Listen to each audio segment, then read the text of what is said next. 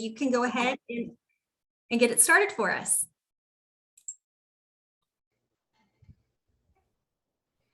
Okay, so my first question is for each of you is tell us a little about yourself and what you do. You go first, Teresa. Okay, doke. So my name is Theresa Hardesty. I am, in real life, I am an attorney and a stay-at-home mom. This is my 13th year as a Girl Scout troop leader. And I work also like as a service unit manager and a cluster chair and a delegate. And I am one of the assistants in the Trailblazers team. Kate? In my real life, I'm gonna choose which is your real life. In my real life, I work at Albert Chandler Hospital in Lexington. I'm a geneticist, a genetic doctor who does variant analysis, and I diagnose people with genetic disorders or not. Okay. The second question I have is, so April is National Volunteer Month. Volunteers are the heart and soul of the Girl Scout organization.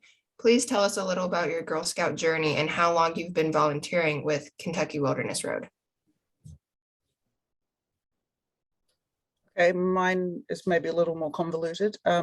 So I started off as a brownie in New Zealand in a year in the early 80s that I won't enumerate. I went right through brownies and guides, rangers in New Zealand. And in New Zealand, once you have graduated high school, you can become a leader of your own batch. So from the time I was about 19, I had Girl Scout companies. So the rules were very different back then. I had, 25 girls all by myself at age 19, and they were all 12, 13, 14. I have lived in America a few times in my life. I was a brownie and junior leader in Alexandria, Virginia, a long time ago when I was young. And my family moved here to Lexington in 2015, and very shortly after that I started a community troop with girls from all around Lexington, and they would have been first and second year brownies at the time, and they are now going into high school. So I guess it's been 6 years, maybe nearly 7, gosh. I help out a bit with my service unit, but I don't have any particular titles other than troop leader, and I am on the Trailblazer team.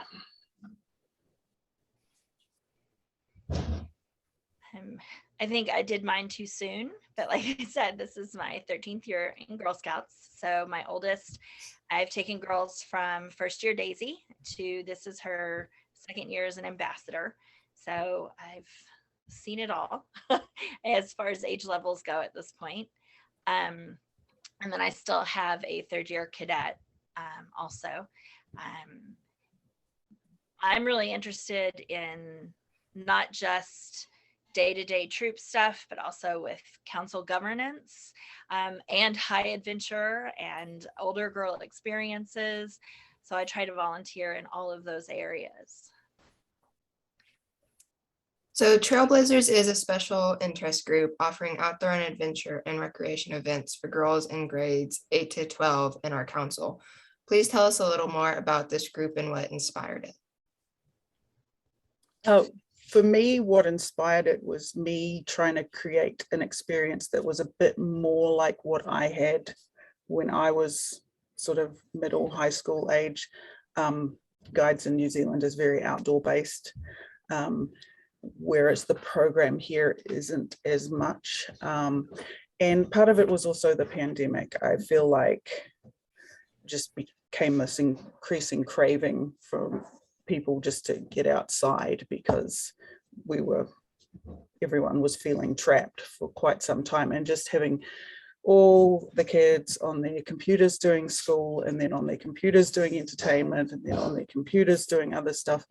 And you need a balance in your life. So trying to get girls outside, it's harder when you're an older girl to make that time to get outside, and a lot of the stuff you've done before So, maybe going for a short hike isn't going to do it for you. So we needed a bit more adventure. So GSUSA had relaunched the Trailblazer program very, very early in the pandemic. I think it was it was spring 2020 maybe, which was about the time the pandemic hit. So probably hasn't gotten as much media or coverage as it would have otherwise. But it's a really flexible sort of program that councils can take, and either done by the council or done by volunteers, just work it out however they want for older girls. And what we've done is we've gotten a team of leaders together, dotted all around the council. So we have obviously Teresa, she's in Ashland. We have Mary Ann, who's in Georgetown. We have your mom, Christine, who obviously is in Midway. And then we have Raccoon as our council representative. And so just having different people from around means we've been able to bounce ideas off each other and try and organize things that we think some of the older girls would enjoy, and just extend their skills a bit and just get outside. And to be honest, for me, I didn't just do it for the girls, I did it for me as well, because I needed to get outside and I needed a way to challenge myself a bit and to have a reason to make the time to do it, because otherwise you can get so busy with just how life happens at you. You go to work, you do the laundry, you do this, you do that, and then unless you actually plan to do these things, they just don't happen. So when you've got girls relying on you to actually take you on this backpacking trip or organize this trip for you, then you get it done. But otherwise, sometimes it can just go by the wayside and it never happens.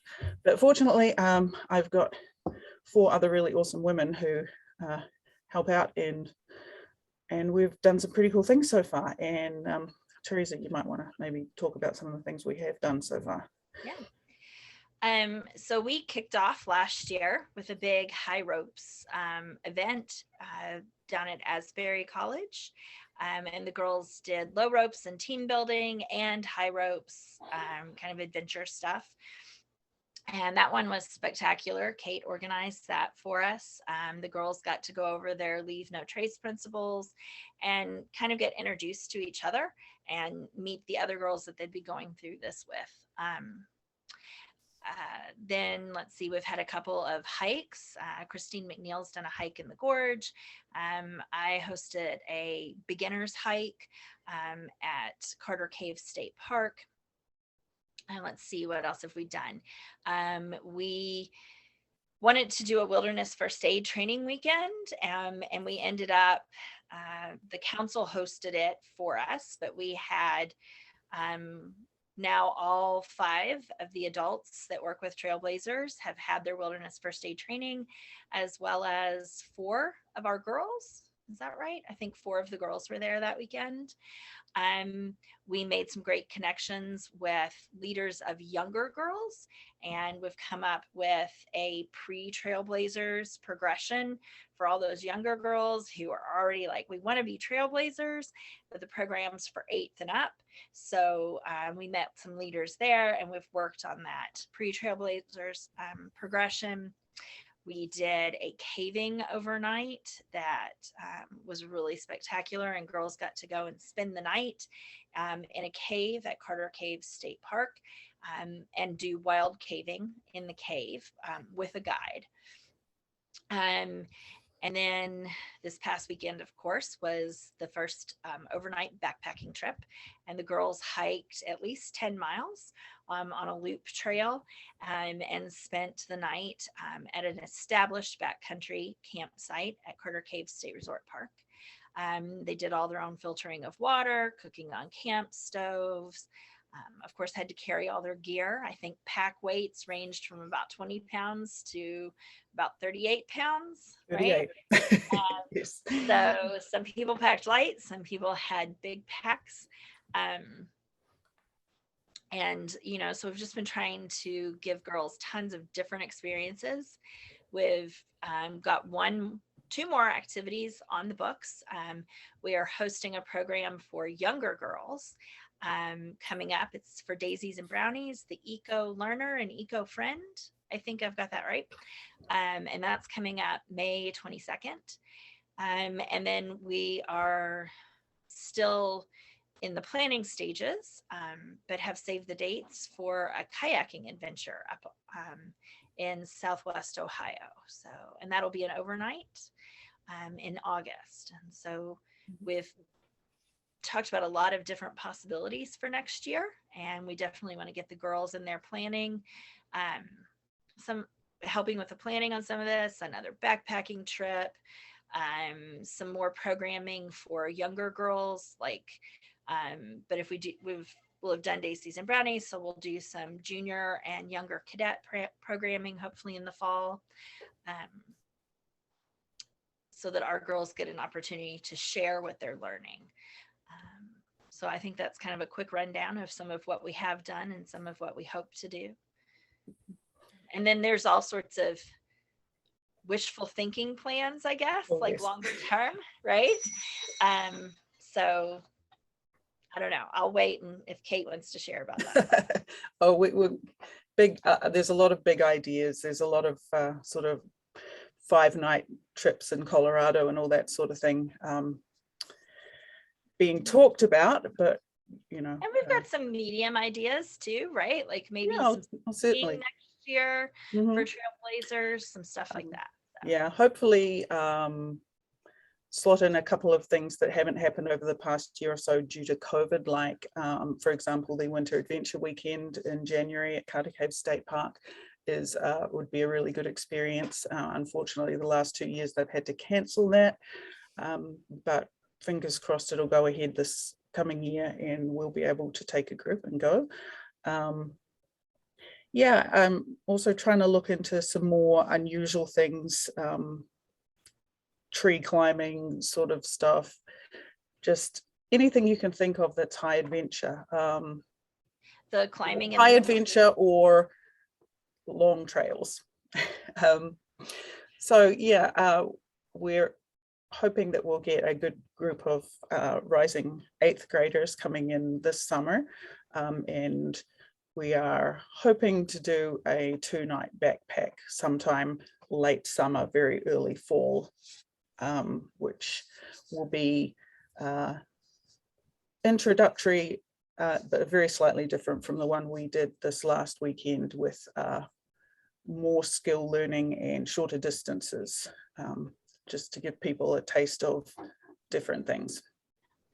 Because even within Trailblazers, we've talked about there's a progression, right? Like some people are beginners, so they might want to do shorter trails, shorter experiences. And then you've got older girls that, like Emily's one of our older girls that is probably up for bigger experiences. And then we have some young girls who are not beginners and who have done a lot of this stuff before and are up for bigger experiences too. And sometimes someone who's never done it before can surprise you. Like we had a girl this last weekend, Rosie, who had never backpacked before, but man, can that girl go. she beat everyone everywhere by a lot of time, but I think part of it was due to she had a earbud in one ear and she had music on and she was just going for it. So yeah, the skill level is always going to vary, but in a situation like that, you get a kind of group learning happening where, you know, one girl will know how to filter water or hold the bag properly or throw a beer bag or something, and they can teach each other, and both are learning as they go. So that's always the best way to do things, by doing them. So yeah. Okay, a couple personal questions for y'all. The first one is, where could we find you on a Saturday morning at 10 a.m.? Recently at a cookie booth. Honestly, oh, it could be anywhere. If I'm not at an event at 10 o'clock on a Saturday, I might still be in bed if I'm very lucky, but that hasn't happened much lately. And to be honest, I've been enjoying myself in terms of being busy and having so much to do. So I'll sleep later when I'm really old or something. Yeah, mine's kind of generic answer, because I have 4 kids. So basically you'll find me wherever I had to take my kids for one of their activities, right? If by some chance we don't have any activities, I would probably just be chilling at home on a off Saturday, Netflix and chill, right? So What is your most memorable Girl Scout trip or activity that you've done? Oh, I'd have to go back to when I was 13, and technically it was Girl Guides, but I went to a national jamboree where we were in pairs from our home area, and we were put in a troop-sized sort of group with girls from all over the world. So, and it was totally random, and my buddy from my hometown and I ended up in a tent with 2 girls from England. And there were Polish girls and Jamaican girls, and I know there was 2 Canadian girls who were also in our unit of about 30 people. And we were young enough to be really, really silly, but old enough to kind of be able to look after ourselves for the week. And the camp, there were about 2,000 people. It was held in a fairgrounds. And it was amazing. We just had so much fun. To be honest, there wasn't all that much adult supervision, although we were taken to events. We did backpacking, we did all sorts of things.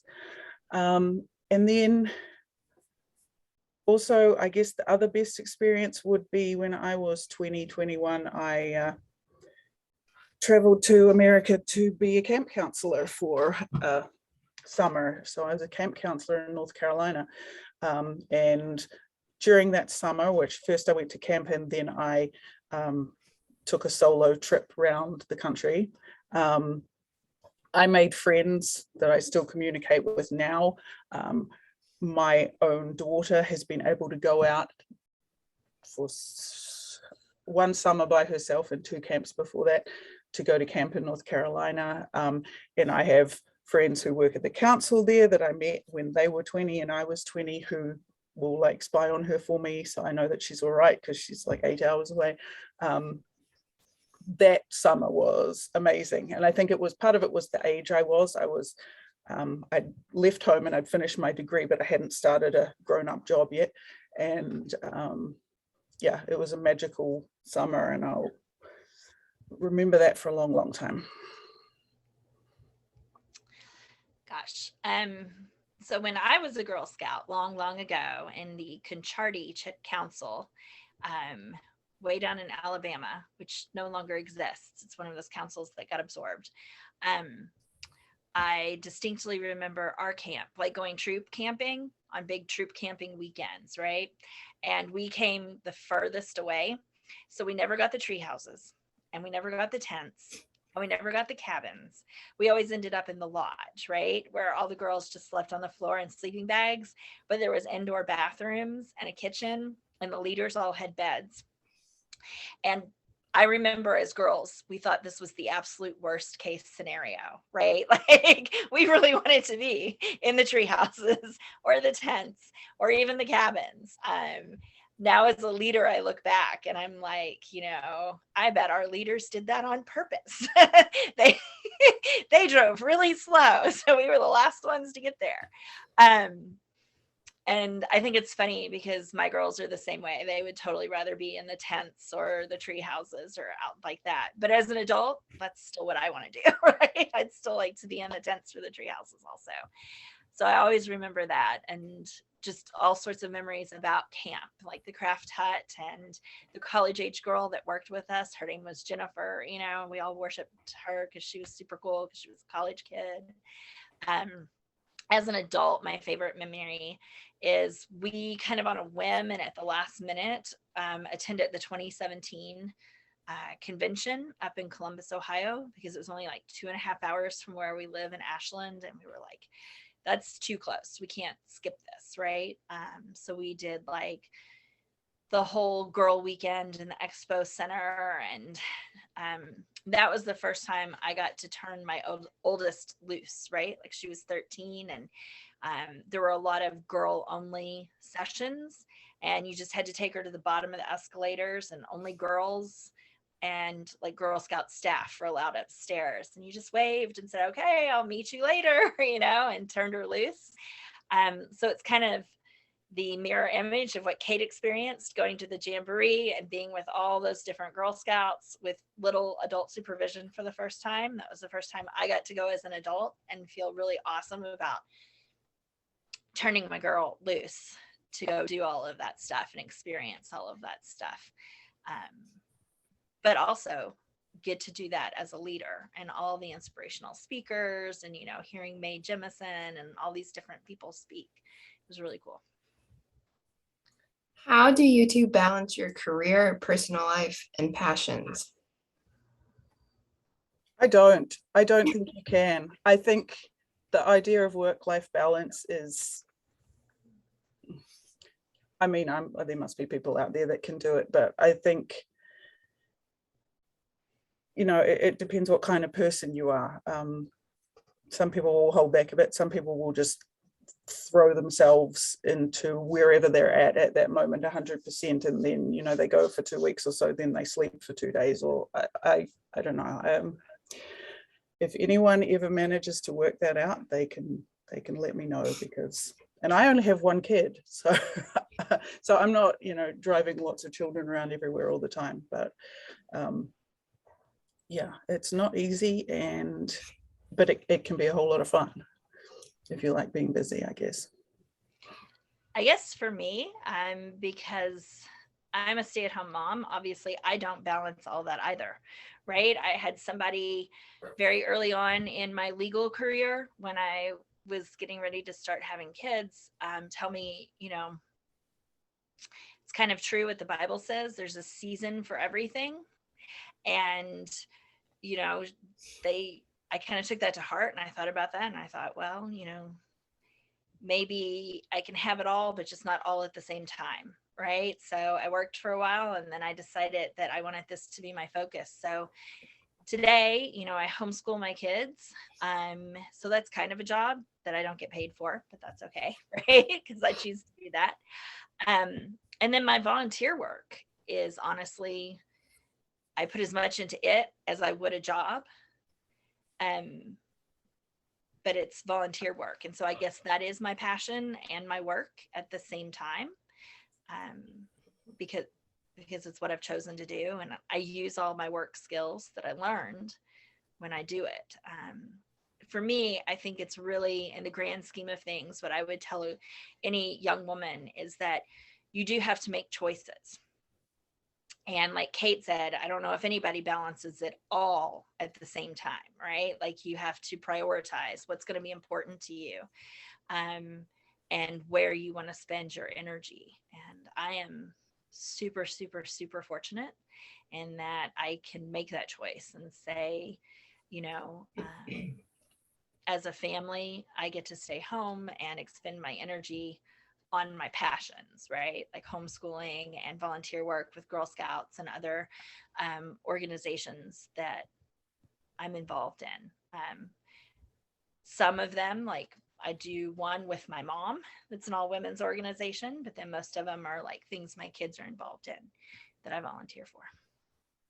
I'd have to say too that I'm fortunate in that I have been able to get a lot of education, so I am high up enough and in charge of my own career enough at this point that I can leave my work at work. I don't have to bring anything home. So when I finish for the day, you can't do what I do. You can't do it at home anyway. So I can just, you can't always turn it off, but I can just come home and be like, all right, well, I don't even have to think about that till tomorrow morning. I can now throw myself into whatever, be it, I don't know, the ironing. I don't do ironing, don't. Be it, sorting out whatever mess is going on at home, or volunteer work, which, or I do a lot of maker type stuff, which I find I work with my hands as my way of relieving stress. So, and I realize that it's a very fortunate position to be in, because I know a lot of people they're either in the kind of job where it's many, many hours and maybe they're having to work shifts or et cetera, or, and this is probably what Teresa would be doing if she was lawyering full-time, is that she would be bringing work home and she would be working late into the night, writing, researching, that sort of thing. I don't have to do that, and I just tell myself that this is payment for doing a doctorate where I had to do that 24 hours a day while I had a newborn, a toddler, and a preschooler. So yeah, I feel like I put the really hard work in early, so I can I get balance a bit more now. Yeah. How do you stay motivated on days when you just feel tired or not your best self? I don't think it's in your best interest to feel like you have to. Everyone needs to rest sometimes, and there's absolutely nothing wrong with taking a mental health day if that's something you can do. It's very much like, you know, on in an airplane, you put your own mask on before you put your kid's mask on or whatever. You have to look after yourself. Otherwise, you can't look after anyone else. And this is a problem I think it's a woman especially thing, you know. I'm sure it happens to men too, but women are kind of expected to be the caretakers. So, but if you don't look after yourself, and it doesn't have to be all the jazzy sort of self-care, special blankets and spas, and, you know, all that sort of stuff. Sometimes it's just having a nap or whatever, going for a quick walk with the dog, or something that you don't have to do, just to stop you from burning out on the things that you do have to do. I think it's a real mistake to feel like you have to be on and motivated and everything all the time. So if you wake up in the morning and you just can't, which happens to everyone sometimes, try and work out a way that you can make that day work without you having to do all the things. And asking for help there is really important. You can't do things without help. So I 100% agree with Kate. When you asked the question, the first thing that popped into my mind is I don't always stay motivated. So I used to be a big procrastinator. So I'm really big on scheduling, and I kind of have it down to a fine science as to how much time am I going to need to accomplish what I need to accomplish, and what's my timeline for when I have to accomplish that, right? So I kind of always have that in the back of my head. I put a lot of things on like a calendaring app, so I know when it has to be done, but I'm also very good at, if I am just not feeling it on a certain day, I can look at that and go, it's okay. I don't have to do this today. I can do this tomorrow. And today I can do what I need to do to recharge. And I am definitely an introverted person. So I recharge by like finding someplace quiet and being by myself, which in a house with 6 people, 4 cats and a dog, is not always easy to do. So sometimes that means I stay up late reading a book or watching a TV show. And just being by myself. So like We may have to swap houses, Teresa. I'm quite an extreme extrovert, and I live with 2 introverts. So maybe when things get too much, we'll just have to swap houses and recharge. Well, it's funny because we do have a house full of introverts, except for one, the youngest, and the poor little guy, right? Like he's always looking to chat with somebody. But there's plenty of people to chat with. So that's what I would say is I stay motivated, I guess, through organization. Basically, is I have my tasks planned out. I know what has to be done, and I know what doesn't have to be done. So I really make an effort not to be busy for the sake of being busy. Does that make sense? And so like I do what I know is important and critical. And I kind of let all the other stuff go by the wayside. So like if you come to my house, there is dust on top of the picture frames. And I'm okay with that because that's a choice I made, to say, you know, I'm okay with some dust on the picture frames and, you know, other little things like that, so that I have the energy and the motivation to do things like plan a Girl Scout event. Like, I have one coming up this weekend, and it would be overwhelming if I was trying to do everything. So, and that's kind of how I do it, is picking and choosing. Volunteering is best known as an act done for the benefit of others, but that's not to say you can't take away a lesson or two along the way. For you two, what has volunteering with Kentucky Wilderness Road taught you? A lot about Kentucky. um, how to pass the Eastern Kentucky accent. What has it taught me? A lot of things I was very unsure about and scared of that I'm no longer scared of. And I think part of it is just getting out and doing that. Like, okay, so I grew up in a country that doesn't have snakes. And I have always been utterly terrified of snakes, to the point of the first time I came to America, I was like literally tiptoeing down the street where there's concrete because I was just worried that I was going to get bit or something. And I mean, I'd lived in Australia. It was ridiculous.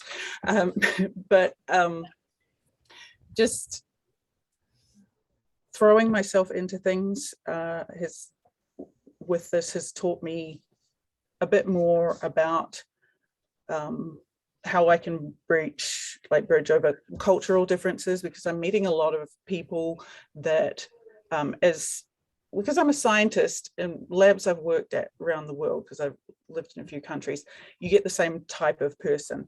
Whereas with this, I'm meeting people who I would never normally meet. So other troop leaders from rural places whose their culture and outlook on life, even though we're nominally the same, we're both from English speaking countries with, similar colonial histories, et cetera, the way people think about things is very different here. And so it's not so much just learning how people think about things, but learning how to deal with any feelings I have about that, or how to kind of communicate with people in a way that we can both understand each other. I didn't realize when I arrived, because I had lived in America before, how deep the difference in the way people think about things would be. And because I'm the person who's in Rome, I need to do as the Romans do. So I have to learn how people put things, what they mean when they say certain, just things like that. So that might happen in any kind of volunteering, etc. But that's not necessarily going to happen at work, where I'm in a scientific environment and everyone's basically on the same page. So volunteering here has really done that for me, I think. I would say for me, very similar to what Kate's talking about, but the more and more I become involved, especially in council governance and things, I have learned a lot about how privileged I am. And I've learned a lot about how to think about things from other perspectives. Like even when planning a Girl Scout event, right? Like whether you pick to do it on a weeknight or a weekend, having to consider how that impacts other families, right? With different work situations, with different transportation situations, and just different backgrounds. It's taught me a lot about just how to consider all of that, to keep that in mind. That when, I was just a stay-at-home mom homeschooling my kids, I didn't have to think about any of that stuff, right? And certainly when I was an attorney, I worked for a federal judge. I worked for civil defense firms. That was much more insular, so you might see some of that on paper in a brief, but you didn't really think about it in, when you were setting up meetings or day-to-day operations. It was very much academic. I'd say more than what volunteering has taught me, volunteering has given me a lot. And I will say it was not until I got more involved in volunteering, when I was just a Girl Scout troop leader, and people would be like, you're going to meet lifelong friends, you're going to make best friends, even as a Girl Scout adult. That didn't happen. But once I started giving more time and getting more involved with governance, with training, with trailblazers, that's when I really started meeting. And so I kind of figured out the more I give, the more I get back also, right? In those friendships and those connections, in that networking, just in my enjoyment in general. Like I'm no longer like an island of a troop leader, you know, all by myself in Boyd County, even though there's other troop leaders in Boyd County also. Like I now feel very connected, and I'm sure I learn things from my Girl Scout friends every day. It's just become so normalized for me that I can't put my finger on it now. Whether you're the type of person who craves a lot of social interaction or whether you prefer as little as possible, volunteering has social, career, and personal benefits. Do you have any tips for those who might be interested in volunteering within their community but don't know how to get started? Think about what you like to do. I like the outdoors. I like challenging myself outdoors. And you don't necessarily have to be the single most skilled person ever to teach other people things. You know, you can learn at the same rate, and you can learn from other people. You can even learn from, you could learn something from the youngest Daisy, you know. So I think if you are going into it feeling like you have to be extremely skilled or, you know, the top of the pile to teach other people, it's not necessarily true. But I really think that if you love to do something, then you will be able to teach it well. And you'll also always be motivated to sort of keep your skills up, pass those skills on, that sort of thing. And I mean, it's way more fun to volunteer when you're doing something you love at the same time as you're volunteering. And I happen to love organizing things and being outside. So it's kind of natural fit. I would say think about your network. Like everything I'm involved in it because there's somebody I love who's also involved in it, right? So whether it's doing DAR with my mom or Girl Scouts with my girls, or, you know, when the kids have been on swim team and I volunteered there, or different things like that. But it doesn't have to be your kids or your family members. It can be, you know, if you've got a teacher that you really respect and they're really into, you know, the community garden, that might be a way that you can get involved in something. So I kind of think your network is a great way to do it too, because your network also represents your passions and the things that you care about. Part of it is also about identity. Sorry, Emily, you're about to go there. Part of it is about identity too, for me, especially with Girl Scouts. I mean, I have a WAGS tattoo. Girl Scouting, Girl Guiding is part of me, and it always has been since I was very small. I'm one of those people that in New Zealand we would say I bleed navy. Here people say I bleed green, right? So it's part of it is identity. So when it's part of your identity, it's, I don't know how I could ever stop doing it. So I'm going to be one of those old ladies who gets their 95th birthday cake and it's got like a trefoil on it. I don't know. So identity plays a part of it too. What tricks have you discovered to keep you focused and productive in your day-to-day busy schedule? Scheduling. Write it down, write everything down. And Google Calendar is very useful. And yeah, when I say write everything down, I mean put it in here.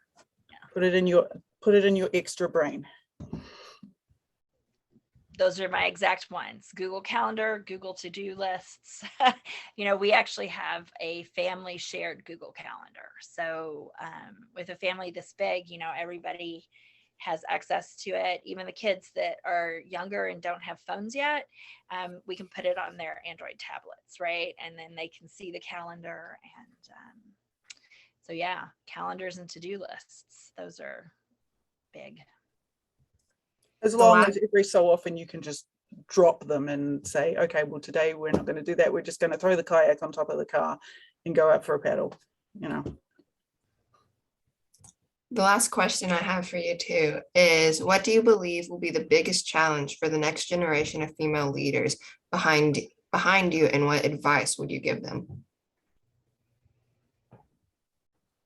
That's a pretty tough one right now. I think there just seems to be this increasing sense of division in lots of places around the world. And I guess my only advice is to reach out to people to see if you can make those bridges, because this sort of divisiveness, as it increases, things are going to get worse. I strongly feel that. And obviously it's not always easy, and you know, it's sometimes hard to reach out to someone whose opinions are diametrically opposed to yours. But I guess just looking for the basic humanity in everyone. Most people want the same outcome, roughly. They just disagree on how to get there. I mean, there's no one out there saying, oh, well, we need more crime and more poverty, you know. It's just, and then also the more important part of that is to look at yourself, and just always be aware that you are looking at things with a bias too. So being able to let go sometimes of that bias is important, because yeah, things are it just looks like people are getting further and further apart in large groups, and that's kind of scary, actually. So I would say, and I think this is funny, I think that's the very vocal, outspoken, what you can see challenge. So I think it's funny that Kate, our extrovert, identified that. And here I am, the Extrovert, or maybe shallow, I'm not sure. No, because I completely agree with everything you said. Division is a huge one. For me, I see apathy. I see the quietness and the people who get overwhelmed by division and busyness and things like that, and just kind of say, whoa, this is too much.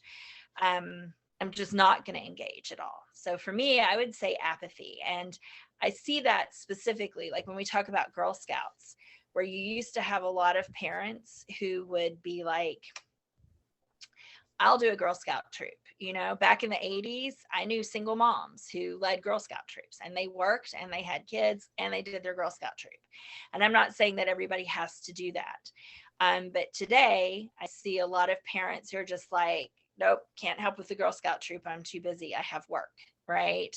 And I'm not judging that, because everybody's situation is different. Like I said, that's a big part of what I've had to learn, is that everybody comes from a different place, and I come from a place of privilege, and I'm not exactly sure what other people are going through. But I do see we have a lot less engagement. Parents just feel overwhelmed sometimes, and girls, I think, feel overwhelmed sometimes. They have so many activities at school and different places. And Girl Scouts feel overwhelmed sometimes. And where we used to be a lot into, like, I don't know, like I said, I was a Girl Scout back in the 80s, and I remember, I don't want this to sound wrong, but like we were a little bit more activists. Does that make sense? Like, we always had a cause, and we were like advocating for something. And today, like, I don't see as much of that. And I feel like across the board now, getting out of talking about Girl Scouts, but talking about the bigger picture, I feel like apathy is just as big a problem, right? Like, there's just as many people who it's just hard to get them to engage, because the world is busy, and because they have so many options that they're overwhelmed. So I wonder, I do know what you mean, Teresa, about the way things felt a little more activist in the 80s. I wonder how much of that is because a lot of that activism especially for, I guess, upper middle class white people, felt quite safe. Save the whales, save the ozone layer.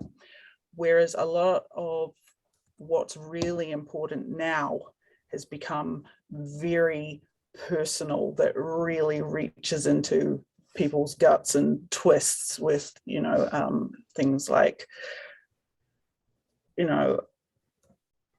all the different types of privilege and all the stuff we, only just starting to understand. When you were little and you had Save the Whale stickers all over your lunchbox, you'd never killed any whales. Do you know what I mean? It was, whereas now, and I don't know whether it's because we're adults now and we were children then, but the things that are really important, that really need the activism, are very visceral, personal sort of causes. They're racism, they're classism, they're things that everyone is actively involved in, whether they're a bystander or a practitioner or working against it. And I think that's what maybe causes people to step back a bit, because it's like, no, well, I am not ready for this.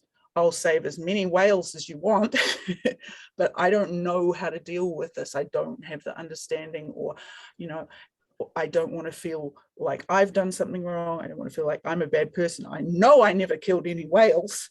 So that's something I've actually been thinking about recently, but I absolutely know what you mean when it felt like things were more activist then. And I wonder again if that's the almost a privilege lens. Do you know what I mean? Yeah, I think you're probably right. Like I said, that's one of the biggest things I keep learning about in Girl Scouts is about myself and the perceptions and the lenses and the privileges that I have. So I think you're probably very right there, Kate. Thank you so much, Emily and Kate and Teresa, for joining us. And happy Volunteer Appreciation Month. We appreciate everything you do, Kate and Teresa. And Emily, thank you for moderating our conversation tonight. I know you just jumped off the school bus, so now you can take a deep breath and enjoy the rest of your evening. And thank you to everyone that joined us as well. We did record this session, and we will be posting it to our Facebook page. So if you have a friend or someone that wasn't able to make it, you guys can share it out with them. Thank you guys so much again, and have a good rest of your evening. Thank you.